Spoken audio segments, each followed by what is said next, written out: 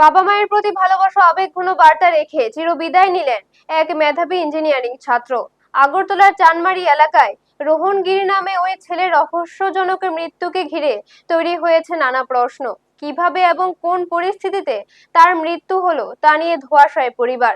জানা গেছে, রোহন গিরি ছিলেন একজন মেধাবী ইঞ্জিনিয়ারিং ছাত্র।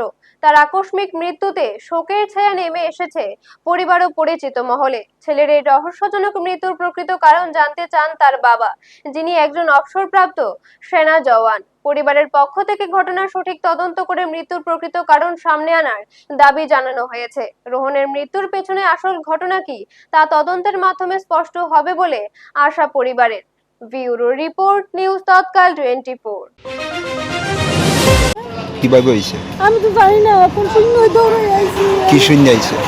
আমি শুনছি তখন নাই, এই কথা শুনছি, শূন্য বাড়ির থেকে দৌড়ে আইছি। আমার বাড়ি বামটিয়ার দিকে। মারা গেছে কিভাবে?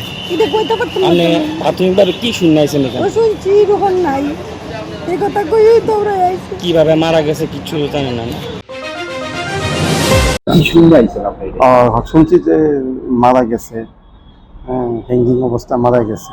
দেখে বাড়িতে না, পাশের তারা কি আত্মীয় বাড়ি মনে হয়, পাশের বাড়িতে। মানে এই অল্প বয়সে আত্মহত্যার মানে কারণ থাকে কি মনে হয়? আমি তো ঠিক করতে পারতাছি না, কথা কইলে বুঝতে পারবো মাকে। এবং আমি আইছি যে সকালবেলা আইছি আর কি, তাই এসে এই অবস্থাতে তাদেরকে জিজ্ঞাসা করানো, মানে এটা আমি মনে করছি না আর কি। পরবর্তী সময়ে জিজ্ঞাসা করলে কোন দেখবো আর কি। বাবার সঙ্গে আপনার আপনারা দেখছেন নিউজ তৎকাল 24।